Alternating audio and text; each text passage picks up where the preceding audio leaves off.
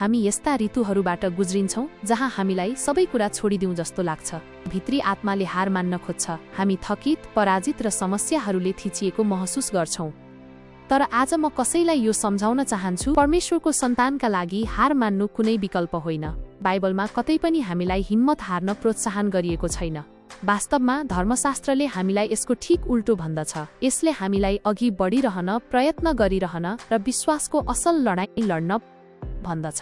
दाउदको उदाहरण 1 सामुएल 30 अध्यायमा दाउद र उनका मानिसहरू सिक्लग फर्केर आए। तिनीहरूले सहर आगोले जलेको भेट्टाए। तिनीहरूका पत्नीहरू, छोराहरू र छोरीहरूलाई कैद गरेर लगिएको थियो। बाइबल भन्छ तिनीहरू रुँदा रुँदा शक्तिहीन नभएसम्म रोइरहे। तिनीहरू निकै कष्टमा थिए।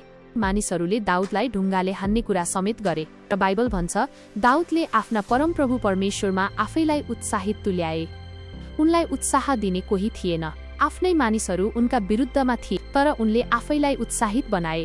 आफैलाई उत्साह दिनुहोस्। मलाई विश्वास छ आज कसैले यो सुन्न आवश्यक छ। जीवनमा यस्तो समय आउँछ जब तपाईले आफैलाई उत्साह दिनुपर्छ। जब तपाईको हौसला बढाउन वरपर कोही हुँदैन, जब साथीहरूले साथ छोड्छन्, जब परिवारले बुझ्दैनन्, तपाईले आफैसँग बोल्न सिक्नुपर्छ। परमेश्वरले तपाईको बारेमा के भन्नुहुन्छ त्यो घोषणा गर्न सिक्नुपर्छ। तपाईले भन्नुपर्छ, म परमेश्वरको सन्तान हुँ। संसारमा हुने भन्दा ममा हुनुहुने महान हुनुहुन्छ। 1 यूहन्ना 4:4। परमप्रभु मेरो निम्ति लड्नुहुनेछ र म चुपचाप रहनेछु। प्रस्थान 14 बलियो र साहसी हौ, नडराउ र त्रसित नहौ, किनकि तिमी जहाँ गए तापनि परमप्रभु तिम्रा परमेश्वर तिम्रो साथमा हुनुहुन्छ।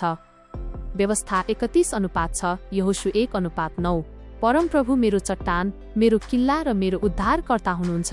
मेरा परमेश्वर मेरो शक्ति हुनुहुन्छ, जसमाथि म भरोसा राख्नेछु। भजन 18:2।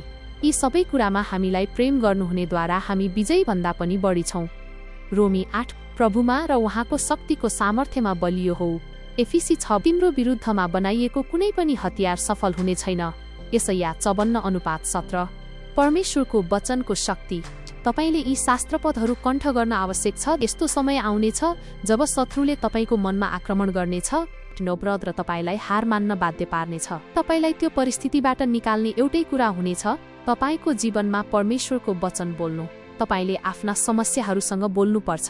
तपाईले आफ्नो परिस्थितिमा जीवनको घोषणा गर्नुपर्छ।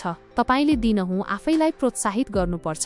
जब तपाई बिहान उठ्नुहुन्छ, शत्रुले तपाईलाई केही भन्नु अगाडि नै तपाईले घोषणा गर्न सुरु गर्नुहोस्, मेरो उमेर अनुसार नै मेरो शक्ति हुनेछ। व्यवस्था 33:25। म मर्ने छैन तर जीवित रहनेछु र परमप्रभुका कामहरूको वर्णन गर्नेछु। भजन 118:17। रुवाई 1 रातको लागि होला तर बिहान हर्ष आउनेछ। भजन 30:5। किनभने जुन योजनाहरू मैले तिम्रा लागि बनाएको छु ती म जान्दछु, ती शान्तिका हुन्, खराबीका होइनन्, तिमीलाई भविष्य र एउटा आशा दिनलाई। यर्मिया 29:11। निष्कर्ष, जीवन एउटा लडाईँ हो, तर तपाईँ एक्लै लड्नुहुन्न। परमेश्वर यो युद्धमा तपाईको साथ हुनुहुन्छ। जब सबैले तपाईलाई छोडेको महसुस हुन्छ, परमेश्वर त्यही हुनुहुन्छ। उहाँको आत्मा तपाईँ भित्र वास गर्नुहुन्छ। तपाईँ कमजोर हुँदा उहाँ तपाईको शक्ति हुनुहुन्छ। तपाईँ पीडामा हुँदा उहाँ तपाईको सान्त्वनादाता हुनुहुन्छ। तपाईँ फस्नु भएको बेला उहाँ तपाईको उद्धारकर्ता हुनुहुन्छ। त्यसैले हार नमान्नुहोस्, नछोड्नुहोस्, अघि बढिरहनुहोस्, विश्वास गरिरहनुहोस्, वचन घोषणा गरिरहनुहोस्। तपाईको छुटकारा आउँदैछ। तपाईको विजय नजिकै छ। परमेश्वरले तपाईलाई यहाँसम्म छोड्नका लागि ल्याउनु भएको होइन। उहाँले तपाईमा सुरु गर्नुभएको काम पूरा गर्नुहुनेछ।